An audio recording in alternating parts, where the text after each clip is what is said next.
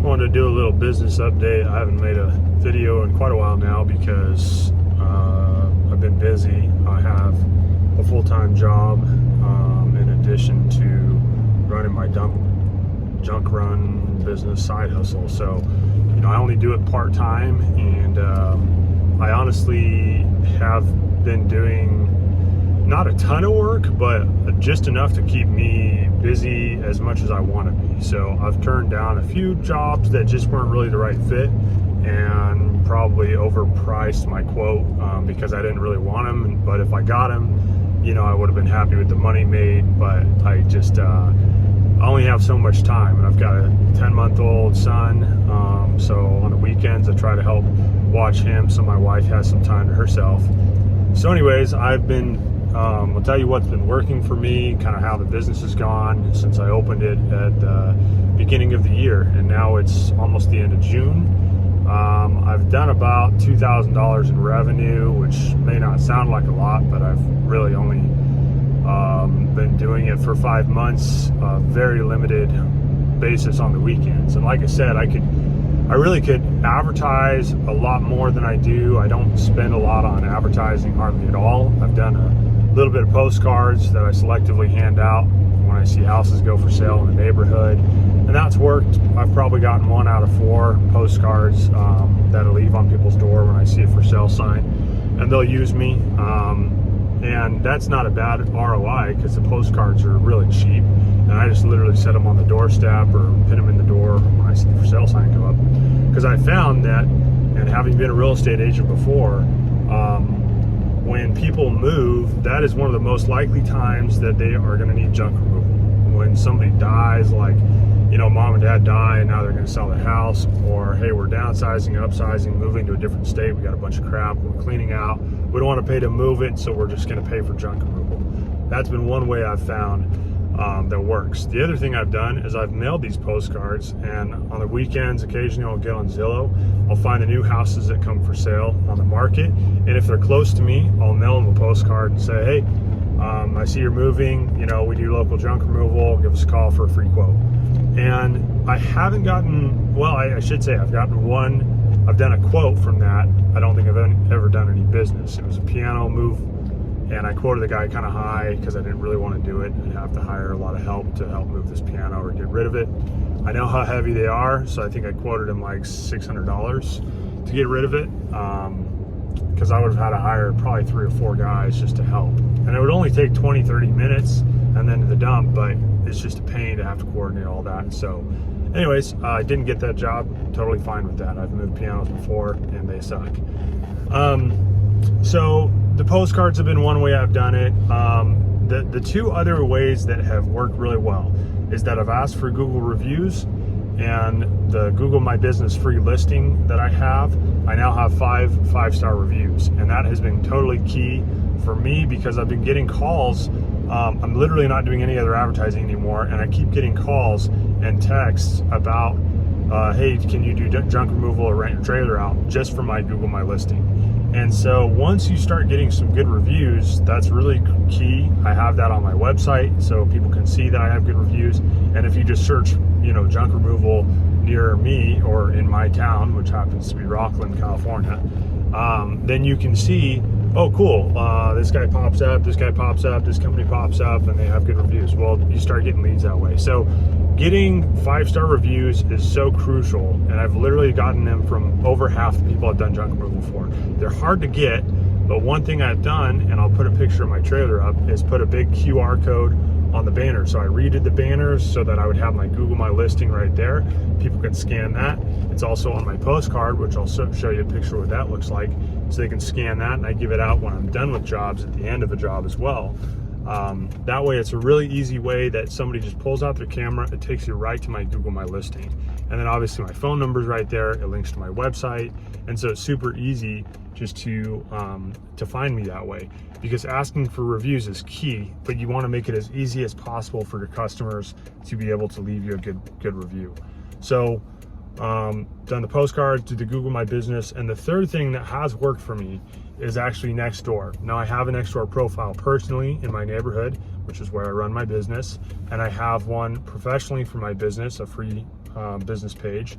But what I do is every couple of days I'll go on and I'll see people that say, hey, I need a junk run. And typically, at least in my area, there'll be 3 to 5, maybe 7 people that say, I can do it, I got a truck, or I got a truck and trailer. Occasionally there'll be companies that are doing it, but I don't really see the 1-800-GOT-JUNK guys farming on Nextdoor and just looking for people commenting saying, hey, I'm moving, I got a bunch of crap, can somebody take it, how much? You know, and I have gotten a small handful, probably 2 or 3 jobs that way, and I got another one lined up for next week from that. So Nextdoor, don't discount it. I don't pay for ads because I really don't think, I don't know, maybe people are clicking on it, but I don't like paying for advertising. I like doing all the free ways of, I guess, advertising, which is really just marketing at that point if you're not paying for it, to find customers and doing it organically. So the 3 things that I'm doing, I guess, in summary are Google My Business. That's probably the most important, getting 5-star reviews so people find you locally and give you calls. Number 2, I would say, is Nextdoor. And number 3 is postcards. The postcards take a little bit more work because I actually have to go out and either deliver them or address them with a postcard stamp and send it out in the mail, and there's a little delay there, but it can be effective. And honestly, it's pretty cheap because you're talking about 50 cents of postage plus, you know, maybe a 5 or 10 cent postcard. So anyways, it's not a bad deal. That's what I've been doing to market, and I hope you enjoy this video.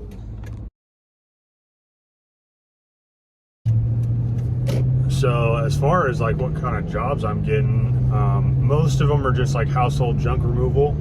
Either people that have a bunch of crap in their backyard they've been saving up and need to take it away, or like I said, the moving out. I did a big barn clean out, and that was people who were moving out of state, so they needed to clean out their barn, and that was two full loads, which was a good one. And then like I'm actually experimenting with dump trailer rental, so where I drop it in their driveway, lock it up. I got a big Fort Knox lock and a GPS tracker, and so I make sure it doesn't get moved, and I just leave it, and then the people can load it in their driveway for like 4 days, and then I just pick it up again and haul it off. The advantage to that is that, you know, some people want to save money and do it themselves, and maybe they want to do it over a period of time where they're doing like remodeling. So I'm experimenting with that model. The disadvantage, of course, is that you risk leaving your trailer there, for one, and 2, they might damage it or put something in there that they shouldn't, like that might cost you extra money or whatever you're not allowed to take. But I do have them sign a contract and a waiver, so that you know, it's on them that I can charge them extra if they put anything hazardous or like appliances in there that cost me extra, or tires or things like that. So if anybody needs a copy of my contract and wants to just see that, I'll give it away. You know, I wrote it, and I think it's kind of gives me some protection, and I worked with my insurance company to do that, because the trailer is also fully insured if it ever would get stolen. But I've got some measures in place to make sure it doesn't. And I try to vet my customers. If I feel like it's shady or seedy at all, I'm not going to rent my trailer to you. I could do junk removal because then I charge you right there, and I'm not going to leave until I get paid. The other thing is I get paid up front when I drop my trailer there, so I take at least $200 deposit. That way I'm protected and at least have some of the money, and they can't stiff me, you know, with my trailer there. So anyways, that's kind of the business update. I've been really happy with doing this business as a side hustle. I know that there's plenty of business you can do it full time. I just so happen to have a good job, a great job actually, where I you know, the income that I make from that is really competitive.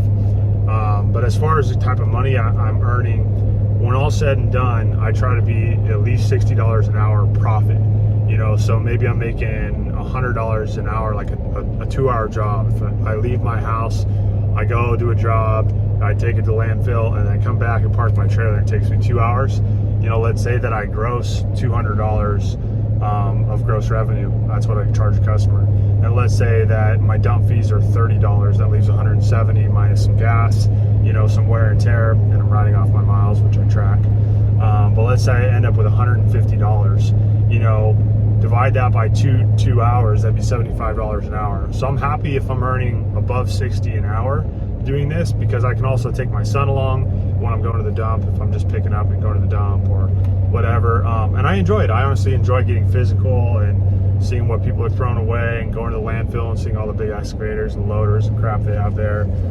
It's kind of fun for me. I like driving my trailer around in my truck and seeing different things, working with customers. So, you know, for me, it's a fun business. It's a fun side hustle because I have an office job. So I'm at a desk, you know, most of the day. So it just adds some variety to my life on the weekends, and it gets me out of the house. So that's really my business update. I'm very happy with how this business is going so far. I've, you know, learned some things. I've actually lost money on a job hauling dirt and grass, so I can link that video. But you know, you get better at quoting jobs because people want to know they're going to pay up front. And 90% of my jobs, I tell them what it's going to cost them, and I just estimate what my dump costs are going to be. Sometimes you win, sometimes you lose. You try to win more than you lose, or never lose, but you live and learn. That's all you can do, because you get better at estimating what weight is and what the costs are going to be when you get to know your dump fees. So anyways, very happy with the business, very happy with the Load Trail trailer so far. It's done well. Seems to hold a charge pretty good, even over a period of, you know, several weeks when I don't use it. You know, I charge it though before I go out on jobs to make sure that the hydraulics, you know, it's going to dump for me, and it just trickle charges in my garage. But yeah, I wouldn't really change too much on my setup. I would like a bigger trailer, but I bought the trailer to specifically fit my garage. It's a 6x12 with 2-foot sides, and I built another 2-foot sides on top of that with wood. So it works really well because it's as big as it can be to fit in my garage at night. Nobody sees it in my neighborhood, and so it's protected and safe, and it's not out on my driveway or on the street. So if I had a bigger garage, I would have bought a bigger trailer, but I was very intentional with exactly the size I got because it just barely fits in there.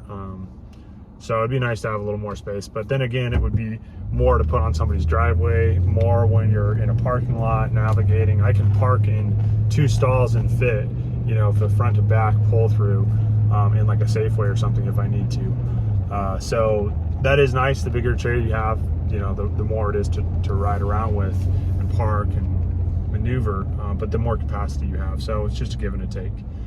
But yeah, if anybody has any questions, throw them in the comments. I'll do my best to answer them, and thanks for watching.